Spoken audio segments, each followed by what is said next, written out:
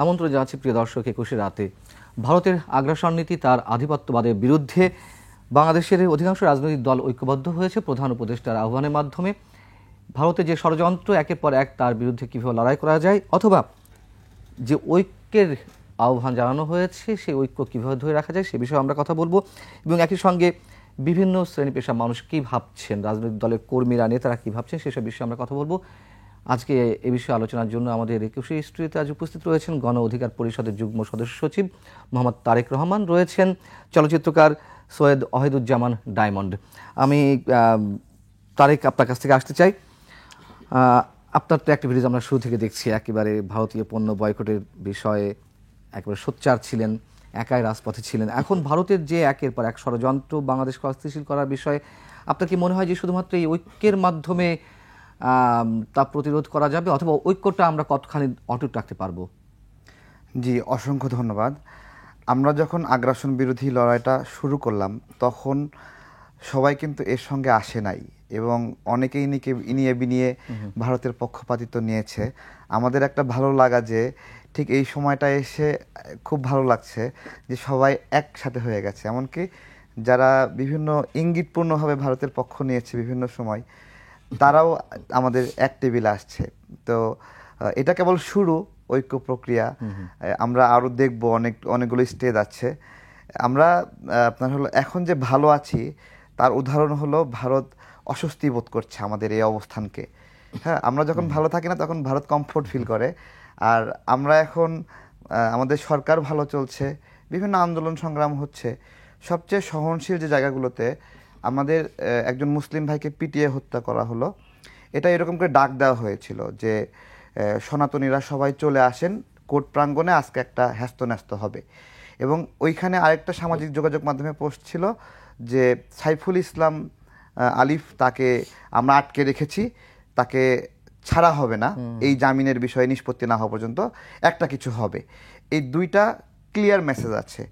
ওটা যেটা বললেন যে তারা ডাক দিয়েছিল যে আজকে একটা কিছু হবে, এগুলো কি কোনো এভিডেন্স আছে? এগুলো সামাজিক যোগাযোগ মাধ্যমের বিভিন্ন ফেসবুক পোস্ট, এটাকে তো ফেসবুক ব্যবহার করে এই মবটা ডেভেলপ করা হয়েছে। এবং দেশটা যে ভালো আছে, এই ধরনের একটা হত্যাকাণ্ডের পরেও মুসলিম কমিউনিটি তারা ধৈর্য ধরে আছে এবং তারা সহনশীলতার পরিচয় দিচ্ছে। তাদেরও মনে কষ্ট হচ্ছে আমাদের একজন ভাই মারা গেল, কিন্তু তারা ওই প্রতিক্রিয়া দেখাচ্ছে না যে একটা হিন্দুকে মারতে হবে এখন। কিন্তু এর মধ্যে কয়েকটি মন্দিরে হামলা হয়েছে, এটাও নিশ্চয়ই সমর্থনযোগ্য নয়। আমরা এটা আমাদের এখানে আমরা যারা মুসলিম কমিউনিটিকে মনে ধারণ করি, লালন করি, তারা আপনার সবসময় আতঙ্কে থাকি যে আমার উপর কোন ব্লেমটা আসে যে আমি সংখ্যালঘুদের নিপীড়ন করছি। তা আমি যেই আতঙ্কে থাকি, আমি এই ব্লেম খেতে চাই না, আমি এই দোষ নিতে চাই না, তাহলে আমি কি ভাঙতে পারি? তাহলে এটা ভাঙছে কারা? যারা এটা ভাঙলে বেনিফিট পায়, তারা রাজনৈতিক বেনিফিট পায়, অস্তিত্বগত বেনিফিট পায় এবং আমাদেরকে ব্যর্থ প্রমাণ করতে পারে, এটা তারা ভাঙছে। এবং আপনারা দেখেছেন এটাও ষড়যন্ত্র অংশ। এটা একটা ছাত্রলীগ নেতারা গ্রেপ্তার হলো ভাঙার সময়, ৩ জন ছাত্রলীগ নেতা। এটা তারা চাচ্ছে। আমরা মন্দিরটা পাহারা দিলাম কেন পাহারা দিলাম? এটা কিন্তু আমাদের মধ্যে একটা আতঙ্ক, হিন্দুদের চেয়ে আমাদের আতঙ্ক বেশি, যে আমাকে সারা দুনিয়ার মানুষ খারাপ বলবে, আমাকে উগ্র বলবে, বিশৃঙ্খল বলবে। আমরা এখান থেকে পাহারা দিয়েছি। বিষয়টা এইরকম না যে আমরা হিন্দুদেরকে জিম্মি করে রাখতেছি পাহারা দিয়া, এটা না। আমরা আমাদের আতঙ্কটা দূর করার জন্য যে এই সময়টাকে ব্যবহার করে যেন কেউ রাজনৈতিক ফায়দা না নিতে পারে ওইখান থেকে, এবং এই সমস্ত কিছু অত্যন্ত সুন্দরভাবে ম্যানেজ হয়েছে। এই ম্যানেজ হওয়াতেই মানে ভারতের মাথাটা একটু ঘুরে গেছে যে এরা এইভাবে করছে কেন, এভাবে ম্যানেজ করছে কেন। আমরা যেই প্ল্যানগুলো দিচ্ছি এগুলো কাজ করছে না, এক একটা টুলস ব্যবহার করছে, সেগুলো ফল করছে। এটার একটা ব্যাখ্যা আপনারা দেখছেন যে গোবিন্দ পরামানিক তিনি বলেছে, তাকেই অফার করা হয়েছিল, আমাদের এখানেও বলে গেছেন যে প্রপোজাল আরো অনেককে দেওয়া হয়েছে, তার মধ্যে তিনি একজন। তিনি বলেছেন আমি দেশের সঙ্গে বেইমানি করতে পারবো না। এটা প্ল্যান ছিল যে আমাদেরকে অশান্তিতে রাখতে চাই, এবং আমরা তো ধৈর্য ধরেই যাচ্ছি।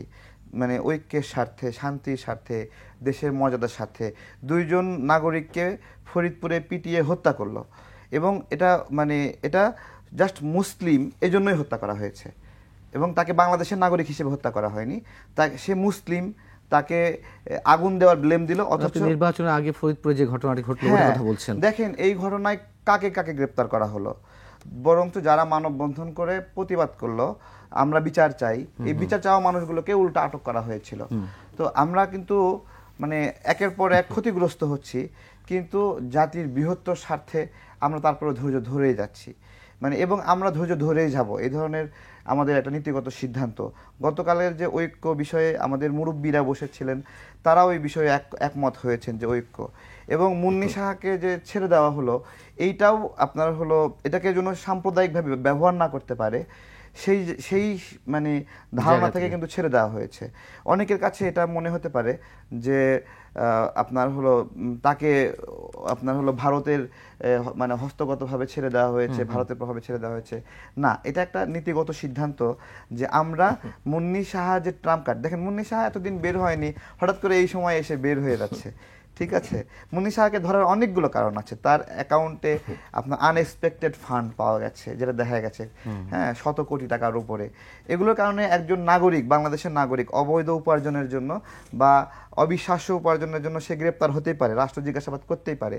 দেখেন, শুধুমাত্র সনাতনী বা হিন্দু হওয়ার কারণে তাকে সে জিজ্ঞাসাবাদ করা যাচ্ছে না, এবং আমরা সেটা দাঁতে দাঁত কামড় দিয়ে সহ্য করছি যে থাক, এটাকে নিয়েও আবার একটা গেম খেলবে। আমি আসবো আপনার কাছে।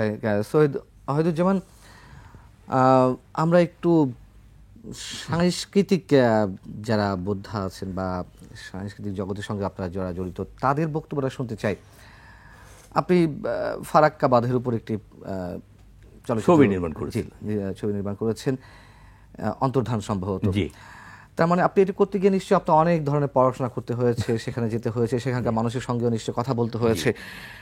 ভারতের যে আধিপত্যবাদ বা আগ্রাসী নীতি আমরা যেভাবে বলি না কেন, এবং সাম্প্রতিক সময়ে তাদের যে নানান ধরনের উস্কানিমূলক কর্মকাণ্ড, আপনি এই ছবিটি নির্মাণ করেছেন 2012 সালে। 12 থেকে 24, এক যুগ পরে এসে আমি যদি সরাসরি প্রশ্ন করি যে 12 বছর আগে তাদের মানসিকতা কেমন দেখেছেন, আর 12 বছর পর কেমন দেখছেন নতুন দৃষ্টিতে, মানে তাদের অবস্থান কি একই জায়গায় রয়েছে? অনেকটাই। কারণ আপনি যদি আরও পেছনে যান, 1976 সালে মৌলানা আব্দুল হামিদ খান ভাসানীকে ফারাক্কা নিয়ে লং মার্চ করতে হয়েছিল। তখনও এই যে পানি নিয়ে একটা আগ্রাসন, ফারাক্কা নির্মাণ করে বাংলাদেশকে, একই নদী গঙ্গা এবং পদ্মা মাঝে ফারাক্কা নির্মাণ করে বাংলাদেশকে পানি শূন্যতার দিকে ধীরে ধীরে ধীরে ধীরে ঠেলে দেওয়া। এই 2012-তে এসে আমি ওই 76 থেকে 2012-তে এসে ছবি বানালাম, ঠিক একই গল্প, যে শুকনো মৌসুমে বাঁধকে আটকে রাখা, পানি তাদের পক্ষে রাখা, আবার বর্ষা মৌসুমে ছেড়ে দিয়ে আমাদেরকে ভাসিয়ে দেয়া। এই যে পানির যে আগ্রাসনটা, এটা তো সেই ইন্দিরা গান্ধীর সময় থেকেই চলছে, এখনও চলছে। আর আজকের যে ঘটনাটা আমি যা বললেন তারেক ভাই, এই যে এই চিন্ময় চট্টগ্রামের চিন্ময় কৃষ্ণ দাস, হ্যাঁ, ওনাকে তো ওই ইসকন তো আরও 3 মাস না 6 মাস আগে বহিষ্কার করেছে। আচ্ছা দেখেন, আজকে যে ছোট্ট এই ঘটনাটাকে নিয়ে যেভাবে বড় করা হয়েছে, যে বলা হচ্ছে হিন্দুদের উপরে বাংলাদেশে সব জায়গাতে, মানে ভারতবর্ষের আমরা যেভাবে, আমি ভারতের অনেক বন্ধুবান্ধব আছে আমার, যারা এখনও স্বীকার করে যে তোমাদের মতো আপনার প্রিয় মানুষ তো পৃথিবীতে খুব কমই আছে, এবং এটা সত্য কথা। সেই দেশের মানুষের উপরে চাপিয়ে দেওয়া হচ্ছে। আগরতলায় আমাদের ডেপুটি হাই কমিশনে আক্রমণ করা হচ্ছে, আমাদের ফ্ল্যাগকে পুড়িয়ে দেওয়া হচ্ছে। আমরা কিন্তু ধৈর্য সহকারে এগুলো দেখছি। আজকে বলা হচ্ছে যে আমরা হিন্দুদের উপরে নাকি নির্যাতন হচ্ছে বাংলাদেশে, একবারে মিথ্যা কথা। 2-একটা ঘটনা দিয়ে তো আপনি 1000টা ঘটনা প্রমাণ করতে পারবেন না। এক একটা ঘটনা হয়তো ঘটেছে যেটা তাদেরই ঘটনা, তাদেরই ষড়যন্ত্রের ফল। আপনি কিছুদিন আগে যখন ওই পতিত সরকার ক্ষমতায় ছিল, তখন হিন্দু পরিষদের একজন লিডার আহ্বান জানিয়েছিলেন তৎকালীন প্রধানমন্ত্রীকে যে আপনি আসেন গোপালগঞ্জে, এসে দেখেন যে আপনার একজন পুলিশ কর্মকর্তা হিন্দুদের কত বিঘা জমি দখল করে নিয়েছে, নিয়ে এখানে রিসোর্ট বানিয়েছে। বেনজির আহমেদ, সাবেক আইজিপি। সাবেক আইজিপি। কই, তখন তো কেউ কথা বলেননি আপনারা, তখন তো কেউ আপনারা প্রতিবাদ করেন নাই। এমনকি প্রধানমন্ত্রীও তো ওই হিন্দু পরিষদের লিডারের আহ্বানে ওখানে যান নাই দেখতে, যে এই অভিযোগ যে উঠছে আমরা দেখি। সাড়া দেয়নি আর কি, সাড়া দেননি। হ্যাঁ, আমাদের যখন ওই ভারতে যখন আমাদের মুসলমানদেরকে পিটিয়ে মারা হয়, যখন কুরবানির সময় গরু জবাই করতে দেওয়া হয় না, বাবরি মসজিদের মতো মসজিদকে ভেঙে তছনছ করে দেওয়া হয়, তখন তো আপনারা কথা বলেন না। আজকে একটাই ইস্যু, এই ইস্যুটাকে নানানভাবে ঘুরিয়ে ফিরিয়ে কখনো রিক্সাওয়ালাদের মধ্যে, কখনো আনসারদের মধ্যে, কখনো ইস্কনের মধ্যে ঢুকাই দিয়ে ভাবটা এই যে ওই পতিত সরকারকে আবার কোনোভাবে দেশে ফিরিয়ে আনা যায় কিনা। তো সাংস্কৃতিক অঙ্গনের লোকেরা আমরা যেটা মনে করি যে দেখো, আমাদের এখানে কিন্তু তাদের অনেক বড় একটা সিনেমার বাজার আছে। আমরা কিন্তু এই বাজারটা, এই যে টেলিভিশন চ্যানেল, সিনেমা, আমরা কিন্তু এই ধরনের ফ্যাসিলিটি কিন্তু ভারতে নাই আমাদের, কিন্তু তারা এই 15-16 বছর ধরে এই দেশটাকে একচেটিয়া বাজার করে এসছে। আমি বিশ্ব আপনার কাছে প্রশ্ন রাখবো, স্পেসিফিক প্রশ্ন রাখবো। আমি একটু তারেক রহমান আপনার কাছে জিজ্ঞেস করতে চাই, যেমন আগরতলাতে আমাদের কনসুলেট অফিসে বাংলাদেশের তো হাই কমিশনের, সহকারী হাই কমিশনে হামলা হলো, মুম্বাইতে হামলা করার প্রস্তুতি নিচ্ছিল, কলকাতায় করা হলো। আমাদের এখানে তেমন কিছু করতে হবে সে কথা বলছি না, কিন্তু এই যে কনসুলেট অফিসগুলো আছে ইন্ডিয়ার, সেখানে যে রয়ের কর্মকর্তারা কাজ করেন, ভারতীয় গোয়েন্দা সংস্থার লোকেরা সরাসরি কাজ করেন, তারা এখানকার স্টাফ সেজে সব ধরনের গোয়েন্দাবৃত্তি করছেন, এই বিষয়টা নিয়ে কি আপনারা কোনো দৃষ্টি আকর্ষণ করেছেন গভর্নমেন্টের, অথবা আপনারা নিজেরা কি এই বিষয়টা নিয়ে কখনো ভেবেছেন যে এটা কিভাবে অ্যাড্রেস করা যায়? প্রয়োজন নাই। ভারতে আমাদের একটা অফিস থাকলেই হবে না, আমি বলছি বাংলাদেশে ভারতে যে কনসুলেট অফিস, এগুলোও বলছি। জি, ভারতে আমাদের একটা অফিস থাকলেই হবে, আর বাংলাদেশেও ভারতের একটা অফিস থাকলেই হবে। এই যে রাজশাহীতে একটা ভারতের উপদূতাবাস, চট্টগ্রামে, খুলনা বা যশোরে, এই যে অঞ্চল ভিত্তিক, এটা কেন প্রয়োজন? এগুলোর মধ্য দিয়ে আমাদের এখানে গোয়েন্দাগিরি করছে, তথ্য নিচ্ছে এবং আঞ্চলিকভাবে সাংস্কৃতিক নিয়ন্ত্রণ করছে, নিয়োগ নিয়ন্ত্রণ করছে, বাণিজ্য নিয়ন্ত্রণ করছে, এমনকি কোন মতাদর্শের লোক কি রোল প্লে করবে সেগুলো নিয়ন্ত্রণ করছে। আমরা যদি সত্যিকার অর্থেই বাংলাদেশকে ভারতের আগ্রাসন থেকে মুক্ত করতে চাই, তাহলে এই দূতাবাসগুলো বন্ধ করার বিকল্প নাই। এবং এগুলো রয়ের এক একটা সাব অফিস বলতে পারেন আপনারা, সরাসরি হস্তক্ষেপ করছে। আপনারা দেখবেন যে আঞ্চলিকভাবে যেই কেওয়াসগুলো হয়, এই কেওয়াসগুলো আমরা কখনো তদন্তটা এইভাবে করি না যে এখানে আমাদের পার্শ্ববর্তী দেশের কি কি আলামত রয়েছে, সেখান থেকে কি কি হচ্ছে। চট্টগ্রামে যে ঘটনাটা ঘটলো, এখানে চট্টগ্রাম অঞ্চলীয় ভারতের যে দূতাবাস রয়েছে, উপদূতাবাস রয়েছে, তার সম্পৃক্ততা আছে কিনা, এগুলো কিন্তু খোঁজা হয় নাই। এগুলো এখন খোঁজা দরকার। এবং আমি মনে করি আপনার বাংলাদেশের এত নাগরিক ভারতে যাওয়ার প্রয়োজনই নাই। এটা যাওয়ার ফলে আমাদের প্রতিদিন আমরা রিজার্ভ হারাচ্ছি, প্রতিদিন আমরা আমাদের প্রবাসী ভাইরা কষ্ট করে পাঠাই, আর সেগুলো আমরা গিয়ে এখানে দিয়ে আসি। এবং আপনার এই যে ভারত দেখেন, ওরা প্রথমে কি বলল, সীমান্ত বন্ধ করে দিবে, তারপরে বলল বাণিজ্য বন্ধ করে দিবে, চিকিৎসা বন্ধ করে দিবে। তো আমি শুধু বলি, যারা এই ঘোষণাগুলো দিচ্ছে, এটা ভারতের নাগরিকরা তাদেরকে পিটিয়ে মারতে পারে, কারণ এগুলো বন্ধ করলে তারা না খেয়ে থাকবে। আমার টাকা আছে, আমার প্রবাসীরা আমাকে রিজার্ভ দিচ্ছে, রেমিটেন্স দিচ্ছে, আমার গার্মেন্টস আমাকে রেমিটেন্স দিচ্ছে, আমি বিশ্বের যে কোনো জায়গা থেকে পেঁয়াজ কিনবো। পেঁয়াজ আপনার ইন্ডিয়ায় একমাত্র উৎস না, নিশ্চয় না, হ্যাঁ, ভালো ভালো উৎস আছে এবং ভালো প্রাইসে পাওয়া যায়। ইন্ডিয়া আমাদের এখানে যে গেমটা খেলে, যখন আমার পেঁয়াজটা হাতে আছে, তখন তারা আমাদের এখানে প্রাইস ডাম্পিং করে, যে আমার কৃষকরা যেন দাম না পায়, একসাথে আমাদের এখানে পেঁয়াজ ইম্পোজ করে এবং লো প্রাইসে, চিপ প্রাইসে। তখন কৃষকরা এটা কম প্রাইস পায়, যার ফলে, এবং যখন কৃষকের হাত থেকে প্রাইসটা হাতছাড়া হয়ে যায়, এটা বণিক পর্যায়ে চলে যায়, তখন তারাও পেঁয়াজে আবার টাইট দেয়। অর্থাৎ প্রাথমিকভাবে আমাদের কৃষকদেরকে অনুৎসাহী করে ফেলে যে তোমাদের জন্য এটা লাভজনক পেশা না। দেখেন, চিন্তা করেন। এবং এইটা এখন আবার আমাদের কৃষকরা বুঝতে পারছে। গত বছর 36 লাখ মেট্রিক টন পেঁয়াজ উৎপাদন হলো, আমাদের প্রয়োজন ছিল 25 লাখ। আমাদের রাষ্ট্রীয় ব্যবস্থাপনাও এক্ষেত্রে পেঁয়াজ সংরক্ষণের জন্য ভালো না, যে কারণে আমরা পেরে উঠতে পারছি না। এখানে ভালো করতে হবে। যেখানে স্যার বলল, নদীর কথা বলল, নদীর উপর আগ্রাসন বা এই বিষয়গুলো বলল, দেখেন আপনার জাস্ট একটা লাইন টেনে দিয়েছে, এই লাইনের ওই পাশে প্রচুর পানি আর এই পাশে পানি নাই, লাইন টেনে দিয়েছে। এবং ওই পাশে মানুষ প্রচুর পানি এনজয় করছে। আবার যখন বৃষ্টি হচ্ছে, অতিবৃষ্টি হচ্ছে, তখন তারা এনজয় করার সময় একা এনজয় করছে, সাফারিংসের সময় আমাকেও সাফার করাচ্ছে। তো এই যদি হয় নীতি, তাহলে আমাদেরকে বিকল্পভাবে স্থায়ী উপায় খুঁজে বের করতে হবে। প্রথমত ভারতের দূতাবাসগুলোর বিষয়ে সিদ্ধান্ত নিতে হবে, আর আমাদের এখানে টেকসই ডেভেলপমেন্ট এমনভাবে করতে হবে যে টেকসই ডেভেলপমেন্টে আমরা ভারতকে অংশীদার করব না। এইটা অবশ্যই আমাদের মানে টেকসই উন্নয়নের জন্য চায়নাকে সম্পৃক্ত করতে হবে। যেহেতু ভারত এবং আমেরিকা একই রাজনীতির ধারক ও বাহক, সুতরাং আমেরিকাও আমাকে হেল্প করতে পারবে না। আমাদের এই যে কূটনৈতিক ক্ষেত্রে দেখেন, বাংলাদেশের কূটনীতি, ইন্ডিয়ার কূটনীতি, এই কূটনীতির ভাষাটা অত্যন্ত চমৎকার, শুনতে খুব ভালো লাগে, যে আমরা বন্ধুত্ব চাই বা এরকম ভাল লাগে। কিন্তু জনগণের মনেও কি এই ধরনের আপনার হলো বিনয়ী ভাষা? জনগণ কিন্তু ক্ষুব্ধ, মারাত্মক ক্ষুব্ধ। ওই বিশ্বাসটা স্থাপন করতে পেরেছে কি? হ্যাঁ হ্যাঁ। তো এই ক্ষোভটা কতটুকু? আজকেও একটা খবর বের হলো, সীমান্তে নাগরিক হত্যা হলো।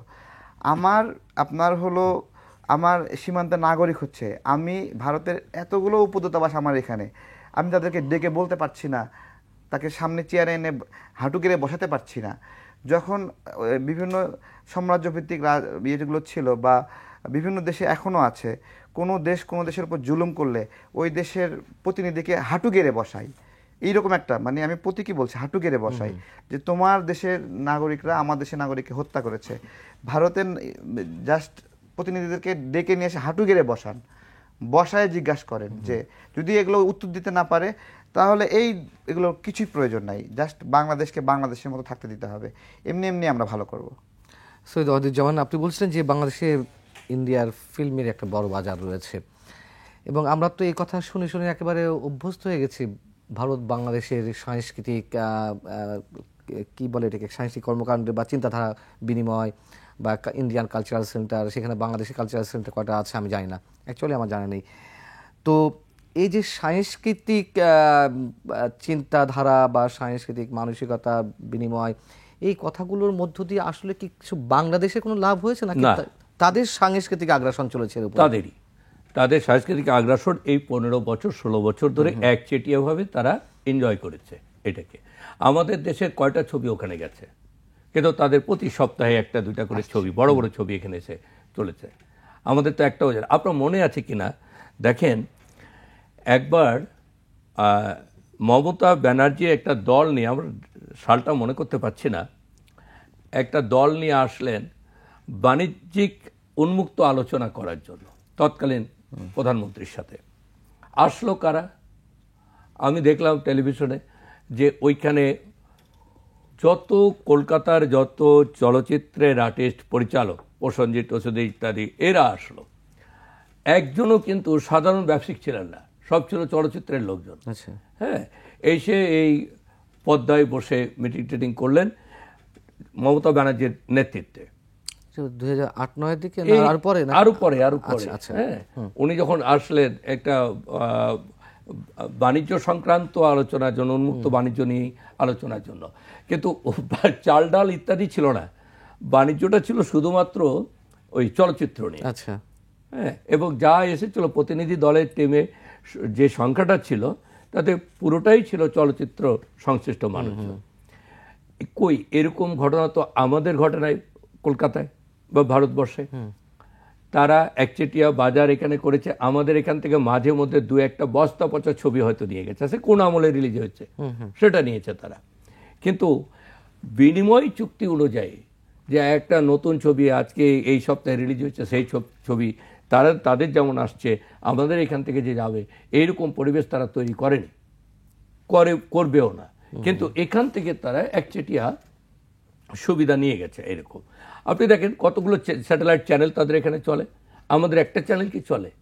আপনি বলছিলেন তাদের এখানে যে সাংস্কৃতিক কেন্দ্র আছে, বা ওই ভারতে কই আছে? ওই হয়তো আমাদের এমবেসিগুলোর ভিতরে বা ডেপুটি হাই কমিশনের ভিতরে একটা দুটা রুম থাকতে পারে, যেখানে হয়তো আমাদের কালচারাল ডেস্ক থাকতে পারে, বাট ওই রকম কিছু আমার তো চোখে পড়েনি। এরপরে আসেন, আমি ওই যে কালকেও দেখছিলাম ওদের ওই একজন উপস্থাপক আছে খুব ময়ূর ঘোষ হ্যাঁ হাত পা ছেড়ে উপস্থাপনা করে আর কি। মনে হয় যে ওনার অসুস্থ হয়ে যাচ্ছেন এরকম পরিস্থিতি। উনি মুসলিমের কতগুলো ভাগ আছে সেগুলো বিশ্লেষণ করছেন। আচ্ছা এটা কি দরকার, আপনার মুসলিমের কতগুলো ভাগ আছে, হানাফি আছে, সুন্নি আছে, তো থাকতেই পারে, সুন্নি থাকতে পারে, এটা কোন ধর্মে নাই? কোন ধর্মে একাধিক ইয়া নাই, মানে শ্রেণী বিভাগ নেই, শ্রেণী বিভক্ত নাই, সব আছে, আপনার ওখানে নাই। তো এটা নিয়ে এই যে উস্কানিগুলো, তারা কিন্তু এটা বারণ করে না। এখন পর্যন্ত কেন্দ্র সরকারের কোনো রকম কোনো স্টেটমেন্ট নাই এগুলো ব্যাপারে, আমরা দেখছি না। কয়দিন আগে একজন কলকাতায় কি অবস্থা হলো, যে একজন চিকিৎসক স্বাস্থ্যসেবার সাথে যুক্ত নারীকে গণধর্ষণ করে তাকে হত্যা করা হলো। এই নিয়ে পশ্চিমবঙ্গে মারাত্মক আন্দোলন হলো, দীর্ঘ সময় ধরে আন্দোলন হলো। আবার ওই দেশেরই মুখ্যমন্ত্রী বলে আমাদের দেশে শান্তি মিশন পাঠানো। তো এই যে মানে আমার নিজের ঘরে আমি একাধিক বৈষম্য রেখে, আপনি কি একটু ধারণা দিতে পারবেন আমাকে যে তাদের ফিল্মের বাজারটা, চলচ্চিত্রের বাজারটা বাংলাদেশে কেমন, বা সেই তুলনায় আমাদের অবস্থানটা কোথায়? না, আমাদের এখানে তাদের একটা বাজার তারা তৈরি করেছিল, যে বাজারটা এমনও আমি দেখেছি যে বম্বের ছবি কলকাতায় রিলিজ হয়েছে, কলকাতায় যে সমস্ত বাংলা ছবি সেদিন চলছিল সেগুলো নেমে গেছে, সেগুলো নামাই দিয়েছে হল থেকে। আচ্ছা আচ্ছা, হ্যাঁ, বম্বের ছবি তারা চালাচ্ছে, আর ওইখানকার ছবি নিয়ে এসে আমরা এখানে চালাচ্ছি। মানে আমাদের এরকম একটা পজিশনে নিয়ে গেছিল এই 15টা বছর 16টা বছর, উন্মুক্তভাবে নিয়ে যাওয়া হয়েছে। এমনভাবে আমাদের যতগুলো বিধি নিষেধাজ্ঞা যেগুলো বাসি হয়ে গেছে সেগুলো আনছে, সেগুলো হ্যাঁ সেগুলো আছে। মানে তারা আরেকটু শুনতে করে যে বাংলাদেশ থেকে একজন কি দুইজন অভিনেতা বা অভিনেত্রী নিয়ে তাদের ওইখানকার ছবিতে অভিনয় করাচ্ছে, করিয়ে তাকে সেটা নাম দিচ্ছে বাংলাদেশ ভারত যৌথ প্রযোজনা। রাইট, এটা প্রতারণা, একদম প্রতারণা। এবং এই প্রতারণা অসংখ্যবার তারা হয়েছেও। এখানে আমাদের দেশের মানুষের যে সহযোগিতা ছিল না তা না, সহযোগিতা ছিল, কিন্তু তারাও তো একটা সংগঠনের লেজুর ভিত্তিক রাজনীতির সাথে যুক্ত ছিল, ফলে ওই সুযোগটা তারাও নিয়েছে, এরাও নিয়েছে, ওইভাবে করেছে আর কি। জি জি, শেষ করুন। তো সেটা এখন আমাদের অনেকাংশে এই যে 5ই আগস্টের পর থেকে এগুলো যখন বন্ধ হতে শুরু হয়েছে, যখন এই বৈষম্যগুলো বন্ধ হওয়ার দিকে গেছে, আমরা যখন এতদিন আমরা ফলানি হত্যার কথা বলে আমরা ছবি বানাই, রিলিজ হয় না, আটকে দেয়া হয়। এখন যখন মনে হচ্ছে যে না, এখন যদি কেউ ফেলানি বানায় তাহলে হয়তো সেটা মুক্তি পাওয়ার সম্ভাবনা আছে, তখন তাদের নানান দিক থেকে তারা বাধাগ্রস্ত হয়ে আজকে এইভাবে উঠে পড়ে লেগেছে একটা দেশের সাথে। এবং যে আচরণ করছে সেটা তো কোনোভাবেই দ্বিপাক্ষিক সম্পর্কের সুসম্পর্ক রাখার মতো নয়। বাঙালি আমাদের মানে একটা ওই তারেক ভাইয়ের সাথে আমি একমত, একটা রিক্সাওয়ালাও কিন্তু সহনশীলতার সাথে এগুলো অবজার্ভ করছে। তারেক রহমান, মানে তাদের তো অর্থনৈতিক আগ্রাসন, রাজনৈতিক আগ্রাসন তো আছেই, কূটনৈতিক আগ্রাসন, সাংস্কৃতিক আগ্রাসন। এই আগ্রাসন যে মাত্রায় চলছে ভারতের আধিপত্যবাদের মাধ্যমে, আপনার কি মনে হয় যে এই যে ঐক্যটি হয়েছে এর মধ্য দিয়ে সব আগ্রাসন প্রতিরোধ করা সম্ভব? এই উত্তরটি আমরা নেব একটা ছোট্ট বিরতির পরে। আমরা একটা ছোট্ট বিরতি নিয়ে আসি দর্শক, একটা ছোট্ট বিরতির পর ফিরছি খুব শিগগির।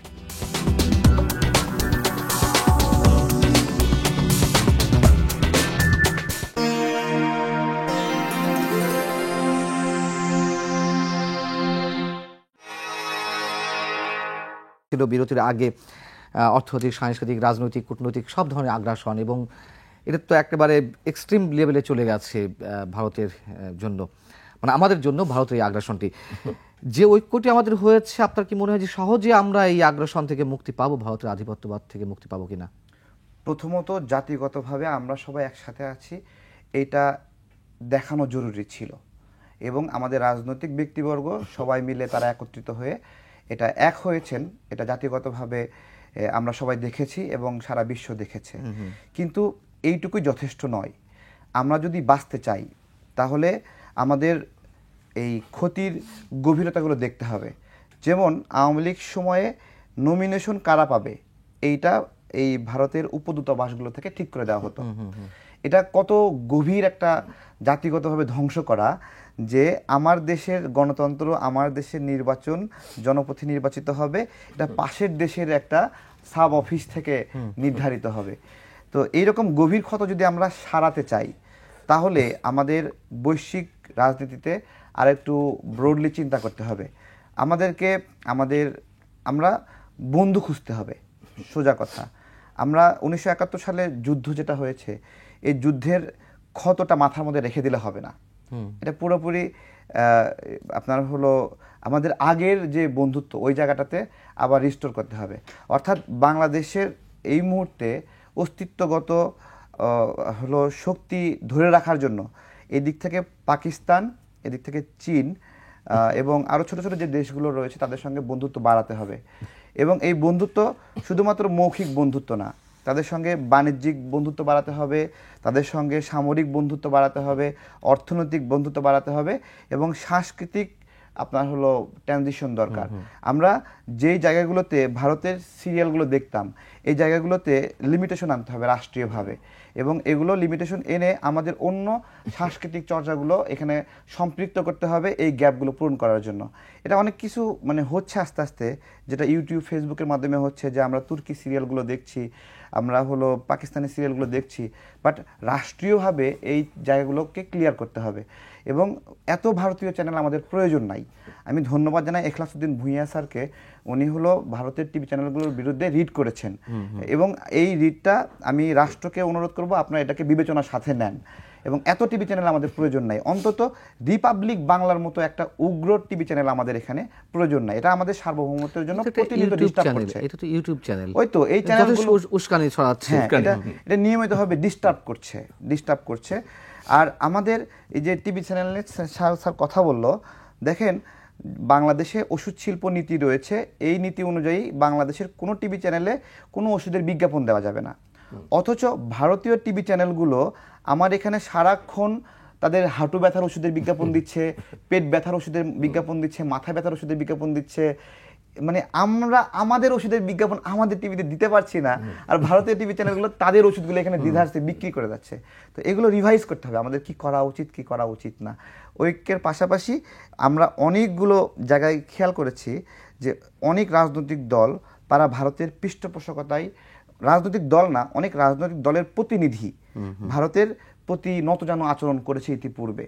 এই ঐক্যের পাশাপাশি ওই সকল রাজনৈতিক দলের গুরুত্বপূর্ণ পদ থেকে ওই সকল রাজনৈতিক ব্যক্তিদেরকে আপনার হলো সরিয়ে, যারা দেশপ্রেমিক, যাদের মধ্যে জাতীয়তাবাদের চিন্তা আছে, জাতীয়তাবাদ মানে কিন্তু শুধু বিএনপি না, মানে জাতীয়তাবাদ মানে আমার দেশ, আমার দেশ, আমার বাঙালি সংস্কৃতি, বাংলাদেশি সংস্কৃতি ধারণ বহন করছে, সবকিছু মিলিয়ে দেশের প্রতি প্রেম, যারা এগুলো দেখেছে।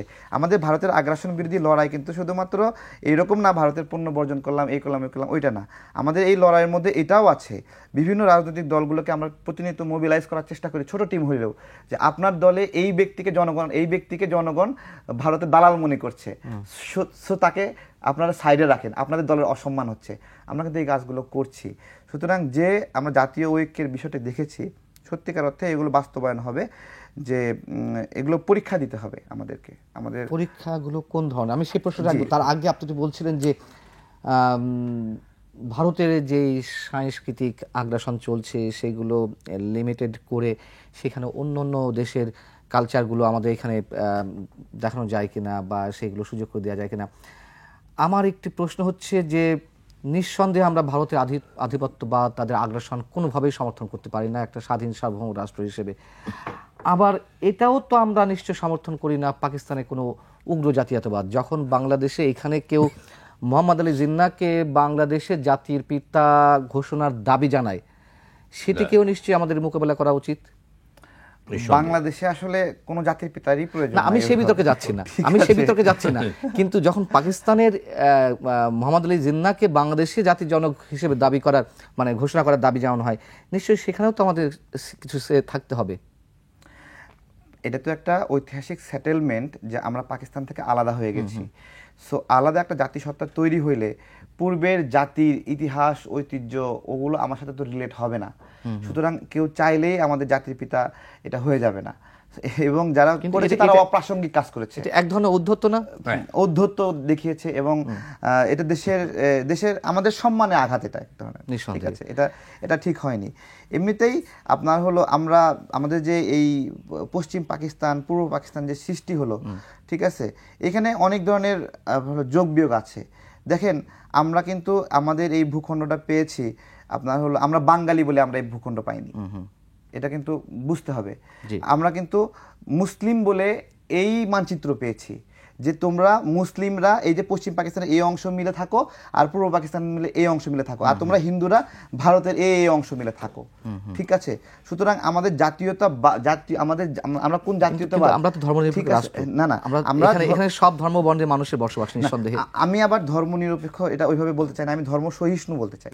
সেটাই একই কথা, ওই আর কি, আছে। যে যেভাবে ব্যাখ্যা করে ধর্মনিরপেক্ষ যাই, সহিষ্ণুতার পার্থক্য রয়েছে। আমি আপনার সঙ্গে না, ধর্মনিরপেক্ষতা বলতে বা ধর্মহীনতা বোঝায়, এটা আবার যারা বলে সেটার সঙ্গেও নিশ্চয়ই আমরা অনেকে একমত পোষণ করি না, তাই না? তবে আপনি যে কথা শব্দটি ইউজ করেছেন, অবশ্যই আমি সেই শব্দটা গ্রহণ করতে আমি রাজি আছি। অসাম্প্রদায়িক বলতে চাই না, আমি বলি সাম্প্রদায়িক সম্প্রীতি।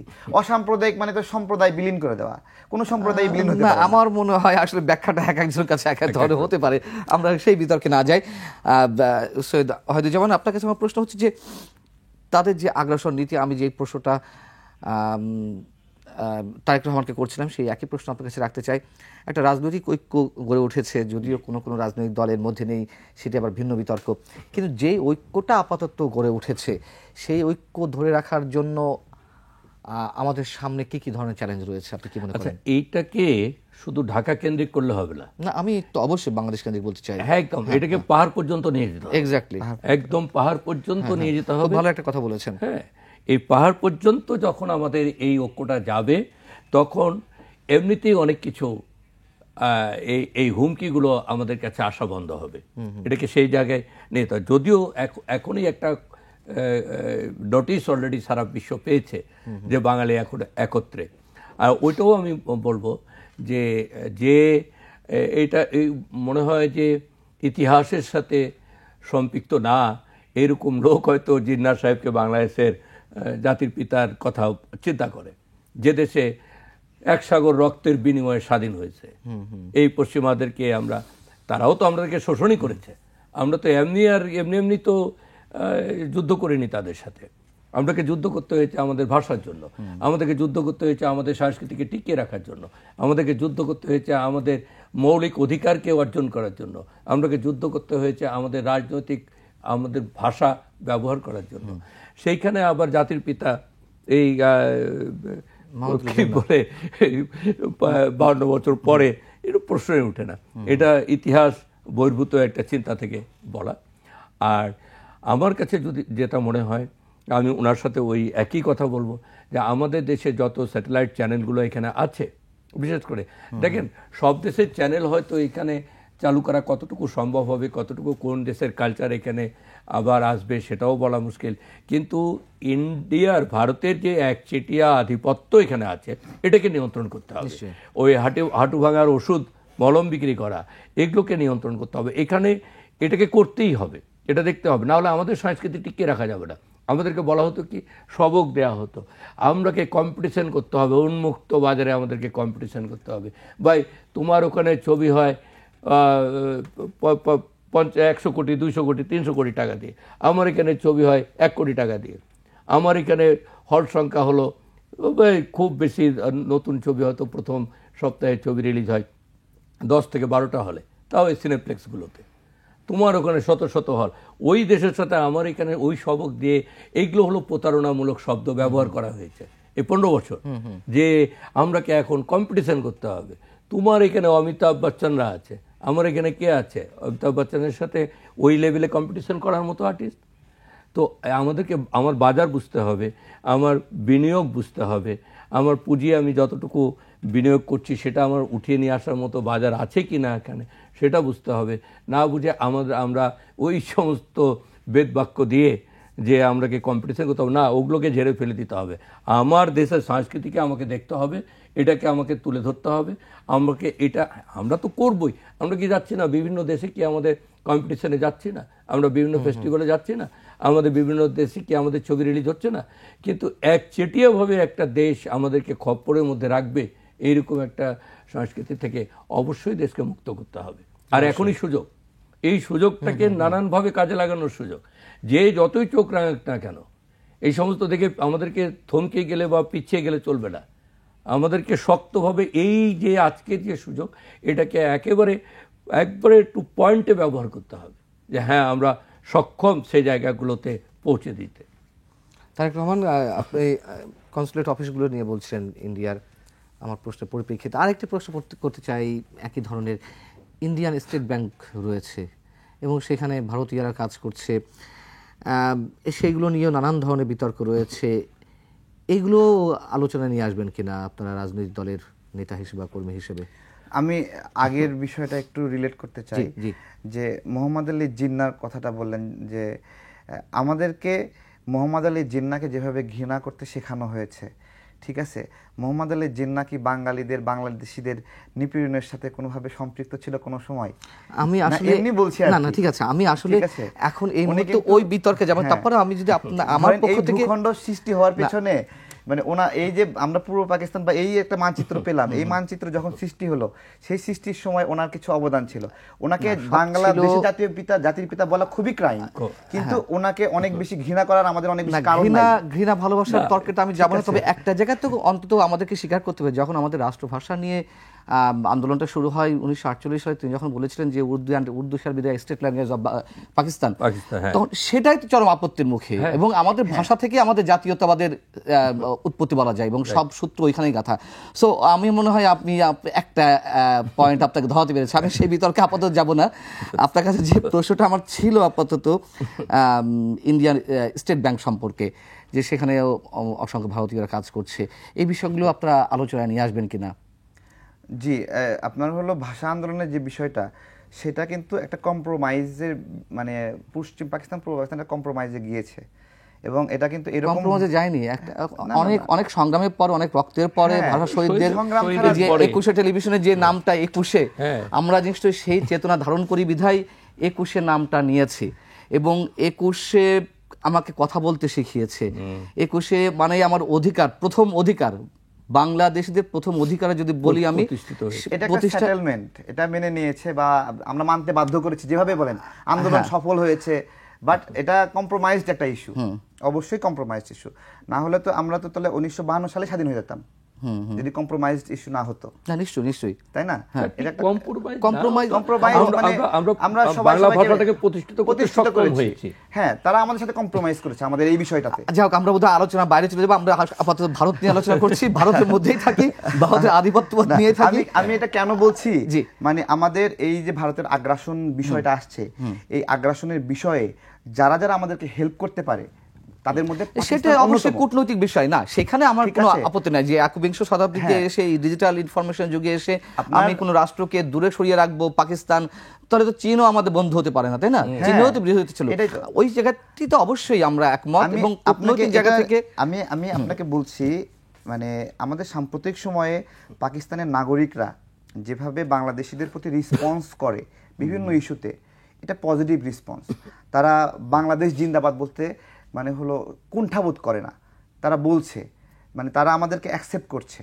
আমি এটা কেন বলছি, ভারতের আগ্রাসন থেকে বাঁচার জন্য পাকিস্তান নামের যে একটা রাষ্ট্রের অস্তিত্ব ভারতের পাশে, কূটনৈতিকভাবে বাংলাদেশের যে কোনো বিপদে পড়লে যেই জিনিসগুলো আগায় আসবে তার মধ্যে পাকিস্তান, চায়না, তাদের বিবেচনা করে হলেও ভারত আমাদেরকে আক্রমণ করবে না।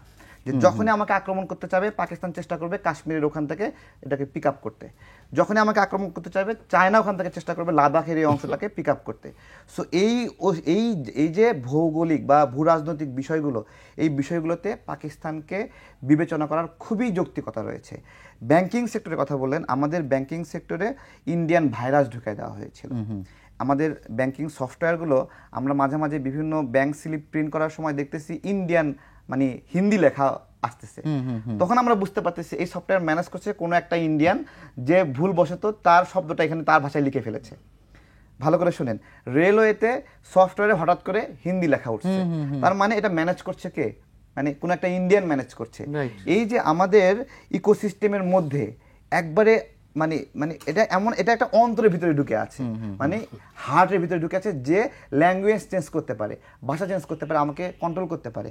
এই জায়গাটাতে বসানোটা একটা ক্রাইম ছিল, এই জায়গাটাতে বসানোই আমাদের দুর্বলতা ছিল। আমার অর্থনৈতিক গোপনীয়তা তারা ফাঁস করে ফেলছে। আপনি যদি কখনো নাটোরে যান, উত্তরা গণভবন রয়েছে, আপনি নাগরিক হিসেবে বা সাধারণ একজন যে কেউ এই উত্তরা গণভবনে ঢুকতে পারবে না। কেন ঢুকতে পারে না? তারপরে সাধারণ একজন মানুষ গণভবনে ঢুকতে পারে না, বঙ্গভবনে ঢুকতে পারে না, বা ঢুকতে পারলেও নির্দিষ্ট পরিমণ্ডল পর্যন্ত যেতে পারে, তারপরে যেতে পারে না। কেন যেতে দেয় না? কারণ এখানের যে নকশা, গোপনীয়তা আছে, এটা অন্য কেউ জানুক, সাধারণ মানুষ না জানুক, আমাদের শত্রুরা না জানুক, তার একটা প্ল্যান আছে। ঠিক আছে, পরিকল্পনা মন্ত্রণালয়ে আপনি সব জায়গায় যেতে পারবেন না, এটা দেখতে দেয় না। কেন দেখতে দেয় না? প্ল্যান আছে। কিন্তু এই সমস্ত জায়গায় ভারত প্রবেশ করে ফেলেছে। সেটার আমাদের এই যে এতগুলো টাকা পাচার হয়ে গেল, ভারতের কোনো হাত নাই। এই যে আমাদের বাংলাদেশ ব্যাংক থেকে সুইচিং সিস্টেম, যে আমি ইয়েস অর নো, মানে টাকাটা দেবো কি দেবো না, এখান থেকে টাকা যাওয়ার আগে কাউকে না কাউকে হ্যাঁ এবং না বলতে হবে, কমান্ড। কেউ না কেউ তো দিয়েছে, ওইটা 8,000 কোটি টাকা যেটা চলে গেল, কেউ দিয়েছে। তো সেটা কে দিয়েছে? এই তদন্তগুলো নতুন করে হওয়া উচিত। আমরা যদি ঘাঁটি, এগুলো আমরা অবশ্যই ভারতের সম্পৃক্ততা পাবো, কারণ আমাদের এই সফটওয়্যার ম্যানেজমেন্টগুলোতে তাদের একটা কর্তৃত্ব রয়েছে। এবং এখন এই সরকারেরও কাজ, আমার খুবই খারাপ লেগেছে যে টাটা কোম্পানিকে আবার দ্বিতীয় মেট্রো রেলের কাজ দেওয়ার বিষয়ে আমরা আলোচনা দেখেছি। কেন? মানে আমাদের এই দ্বিতীয় স্বাধীনতার পরেও আমরা তাদেরকে কেন দিচ্ছি? এই টাটা সহ বিভিন্ন কোম্পানিগুলো এরা কাজ নিয়ে নিজেরা কাজ করে না, এরা আবার বাংলাদেশি ঠিকাদারদের দিয়ে কাজ করায়। তাহলে বাংলাদেশি ঠিকাদারই যদি কাজটা করে, তাহলে মূল কাজটা আমি ইন্ডিয়ার হাতে কেন দিচ্ছি? তো সেখানেই জি সৈয়দুজ্জামান, জি আপনি কিছু বলুন। ওই দেখেন, আমি কিছুদিন আগে একটা ছবি বানিয়েছি রোহিঙ্গা, এই রোহিঙ্গা ক্রাইসিসটা নিয়ে। জি, আমাদের এখানে প্রায় 15-16 লাখের তো বেশি, 17 লাখের মতো আছে সম্ভবত। সেটা তো মানে সরকারিভাবে বলা হয় 14 লাখ। তাদের তো জেনারেশন ক্রিয়েট এটা হয়েছে। তো মানে বাড়তেই যাচ্ছে। হ্যাঁ। তো সেটা তো এখন মনে হয় যে 20-25 লাখ জি। ছাড়াই গেছে। আমি একবার কলকাতায় অবস্থান করছিলাম একটা ফেস্টিভ্যালে, সেই সময় ওইখানে 400 রোহিঙ্গা গেছিল এই ইন্ডিয়াতে, ওরাকেও বাংলাদেশে পাঠিয়ে দেওয়া হয়েছিল। 400 রোহিঙ্গাও কিন্তু ইন্ডিয়া রাখে নাই, ওরাকে ওই বিভিন্ন নগা টগা এই সমস্ত বিভিন্ন দিয়ে বর্ডার দিয়ে বাংলাদেশে পুশ করা হয়েছিল। এগুলোর পিছনে কাদের হাত আছে? এই রোহিঙ্গা, এই যে আজকে ভূ রাজনীতির যে মানে টালমাটাল অবস্থা আমার কক্সবাজারে, এই যে বসায় দেওয়া হয়েছে এখানে, এত দিন ধরে যে চেষ্টা করা হচ্ছে এর একটা সমাধান টানার, কেন হচ্ছে না? কার হাত আছে এগুলোর মধ্যে? কারা চাচ্ছে এই জায়গাটাকে টলমটল করে রাখতে? এগুলোও কি এক ধরনের আগ্রাসন না? এগুলোও কি এক ধরনের কূটনৈতিক চিন্তার বাইরে না? দ্বিপাক্ষিক সম্পর্কের বাইরে না? তো আমরাকে নানানভাবে নানান কৌশলে কিন্তু করা হচ্ছে দীর্ঘদিন ধরেই আমাদেরকে নানানভাবে। এইবার এটা আরও ব্যাপকভাবে প্রকাশ্যে এসছে এই 5ই আগস্টের পর। 5ই আগস্টের পর যেটা হয়েছে, তাদের হয়তো অনেক ওই পতিত সরকারের সাথে অনেকগুলো গোপন চুক্তি ছিল, সেগুলো এখন ভেস্তে গেছে, যাচ্ছেও। একটা চুক্তি যে এই যে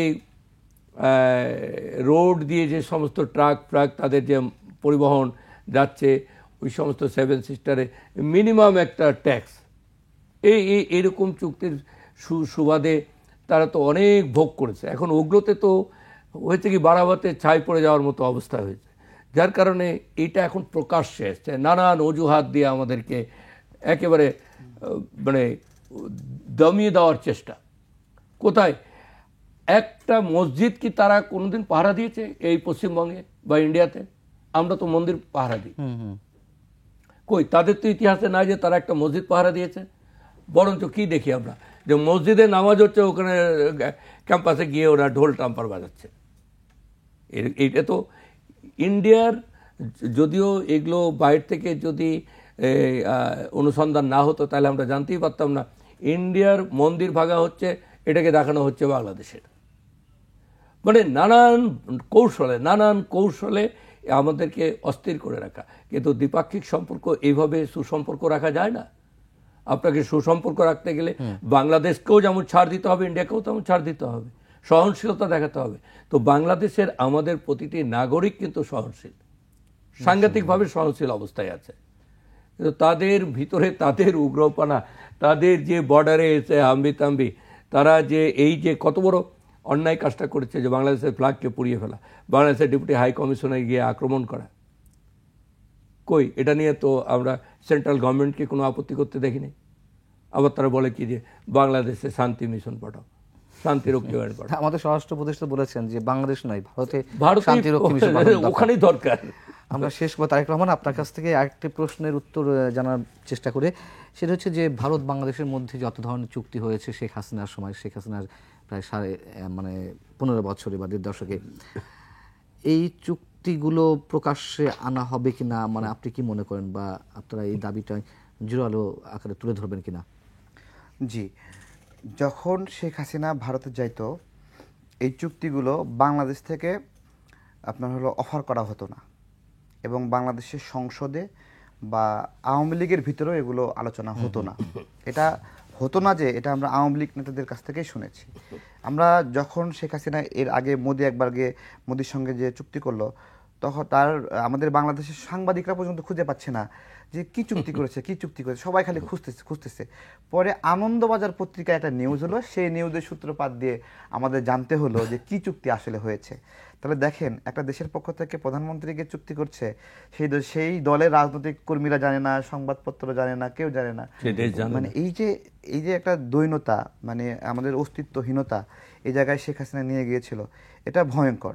আমাদের এই চুক্তিগুলো আপনার প্রথমত বাংলাদেশকে যারা ধারণ করে, জাতীয়তাবাদকে যারা ধারণ করে, তাদের এইরকম মানুষদেরকে দিয়ে, যারা আগ্রাসন বিরোধী লড়াই করেছে, তাদেরকে দিয়ে এই চুক্তিগুলো প্রাথমিকভাবে যাচাই বাছাই হওয়া দরকার, এবং যাচাই বাছাই করে যেগুলো বাংলাদেশের স্বার্থ রক্ষা করে এমন, এবং যেই চুক্তিগুলো আবার অন্য দেশ দেখা উচিত না, যে পার্শ্ববর্তী দেশ হিসেবে একটা চুক্তি হতে পারে, সেই চুক্তি অন্য দেশ দেখা উচিত না, আমেরিকা দেখা উচিত না, চায়না দেখা উচিত না, এমন চুক্তিগুলো আড়ালে রেখে যেই চুক্তিগুলো দেশের স্বার্থবিরোধী হয়েছে সেগুলো প্রকাশ করে দেওয়া উচিত।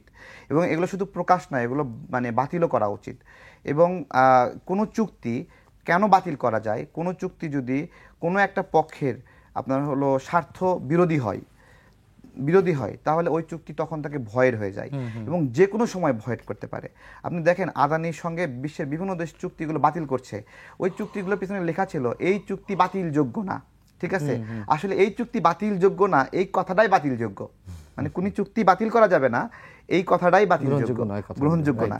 কোনো চুক্তি যে কোনো সময় এটা অবজার্ভ হতে পারে, অ্যাসেসমেন্ট হতে পারে, এবং এটা যদি স্বার্থবিরোধী হয়, এবং এখন এই মুহূর্তে সরকারকে দর কষাকষিতে বসা উচিত যে আমরা আদানির এই চুক্তিটা কন্টিনিউ করব কিনা, আর কন্টিনিউ করলে কতটুকু ছাড় আদানি দেবে, এবং কতটুকু দাম অতিরিক্ত নিয়েছে সেই টাকাটা ফেরত দেবে কিনা, এই বিষয়গুলো অ্যাসেসমেন্ট হয়ে। ইনডেমনিটিটা বুঝি বাতিল করছে? কোন ইনডেমনিটি? ওটা ওই বিদ্যুৎ ক্ষেত্রে ইনডেমনিটি, যে আমরা বিদ্যুৎ যে কোনো যেন ভাবে বানাবো, এটা অদ্ভুত। শেখ হাসিনা যে সিদ্ধান্তগুলো, এগুলো মানে অত্যন্ত অদ্ভুত, যে একটা ক্ষেত্রে তারা ডেভেলপমেন্ট করবে, এই ক্ষেত্র নিয়ে কেউ প্রশ্ন করতে পারবে না, মানে এটা সরল মনে হয়েছে, দুর্নীতি হলেও সরল মনে হয়েছে, এটাই একটা ভয়ঙ্কর বিষয়। আমরা শেষ করবো। অনেক ধন্যবাদ তারেক রহমান, ধন্যবাদ সৈয়দ ওয়াহিদুজ্জামান ডায়মন্ড। আপনাকে দর্শক শেষ করছি। এই ছিল আজকে আলোচনা। ভালো থাকুন, শুভরাত্রি।